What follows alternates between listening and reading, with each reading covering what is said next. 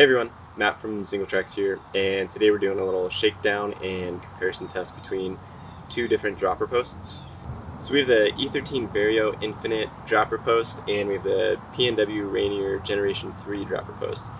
So both of them were released this year, and both of them were released as adjustable travel dropper posts, meaning that instead of a set travel amount like buying a 175 or a 150 mil, you can buy a travel range dropper post. So this E13 Vario, it comes in two different lengths, 120 to 150 or 150 to 180, and then the PNW Rainier 3 comes in a few different options, 125, 150, 170, and a 200, and all those are reducible by 30 millimeters of travel. These make it easier to set the perfect amount of travel for your dropper post depending on your bike's geometry and fit. So first up we have the E13 Vario, and like I said, I have the 150 to 180 mil adjustable travel post. It's in a 31.6 millimeter, and there's 30 millimeters of adjustable travel, adjustable by 5 millimeter increments. So E13 says that this new Vario Infinite post takes 20% less compression force than some other dropper post options out there, and the new internal hardware out there should make for longer service intervals and more reliability, along with less rotational play. So to recap the travel ranges, again, the E13 Vario comes in at 120 to 150 or 150 to 180, and that's available in either a 30.9 millimeter diameter or a 31.6, and it comes with a 5-year warranty. The total length of it is 520 millimeters. On the new Vario remote, the claimed weight is 73 grams. It has a barrel adjuster like other remotes, and it is adjustable with a set screw, so you can actually adjust where the lever sits at.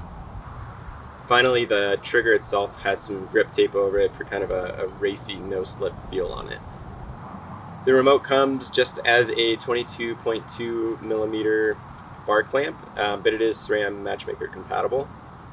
The Vario Infinite post costs $210, and the remote itself is $50 for a total of $260 American. Now let's talk about this PNW Rainier Generation 3. This was also released this past year, and it's a little bit different in the way that PNW sets up the travel ranges versus E13. So you can buy it as a 125 millimeter, a 150, a 170, or a 200, and all those are subtractable by 30 millimeters. So it's kind of the same as the E13 post, but the travel ranges are slightly different, and it's kind of marketed in a slightly different way. So the travel range for this PNW Rainier 3 is actually 140 to 170. I got the 170 mil post, and you can drop it down by 30 millimeters with 5 millimeter increments, just like the E13. The total length on this 31.6 diameter PNW Rainier 3 in a 170 is 493 millimeters, so it's about an inch shorter total than the E13 post. Lastly, the PNW post has a 3-year warranty on it versus the 5-year on the E13. So you can set this PNW post up with a few different lever options from PNW, but I'd just skip them and go for the popular loam lever. So the remote comes with a 22.2 millimeter option. That's one I picked, but you can also get it with SRAM Matchmaker, Shimano EV, and Shimano iSpec 2. The cost of the PNW Rainier 3 is $180, and the loam lever is $70, making for a total of $250 American, just $10 under the E13 option. Okay, now let's talk about the performance. So I've been running both posts for about 6 to 8 weeks. Setup was simple on both of them. Takes maybe standard amount of time it takes to install any dropper post, which is like a half an hour or so.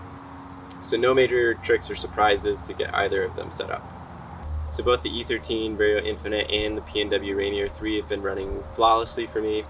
They've both been going up and down, running smooth, and doing exactly what they need to do. So we'll just cover the differences between the two posts that I've noticed so far. Operationally, the PNW Rainier 3 feels much smoother than the E13 Vario. Despite E13's claim, PNW feels like it takes less compression force to make the post go down. The PNW is also quieter and it's quicker. For the levers, I'd have to say I prefer the loam lever also. The ergonomics on the E13 Vario remote are great. I like the grip tape on there. My fingers don't, or my thumb doesn't slip at all. It kind of has this racy and really solid and durable feel. Personally, I like the longer throw on the PNW loam lever over the E13 lever, and it feels a little bit smoother as well. The details are also just more apparent on the PNW Rainier post than they are on the E13 Vario. PNW has these really visible numbers on the back of the post, which makes setup even simpler, as well as around the dropper post collar for when you're changing the travel. The only thing that really kind of stunned me about the E13 Vario post is that they put the reduction in travel numbers on the seat post collar threads, so it makes it just kind of challenging to read. Not that it's a big deal if you're not changing your travel all the time, but it's just difficult to read. The travel adjust is also very similar on both posts.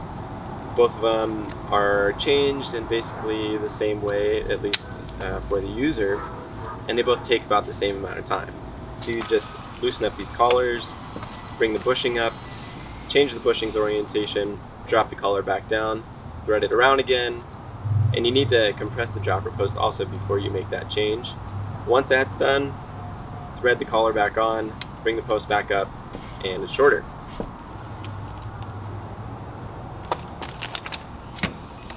Okay, so if I had to pick one, I would pick the PNW Rainier 3. I think the E13 Vario is a great post.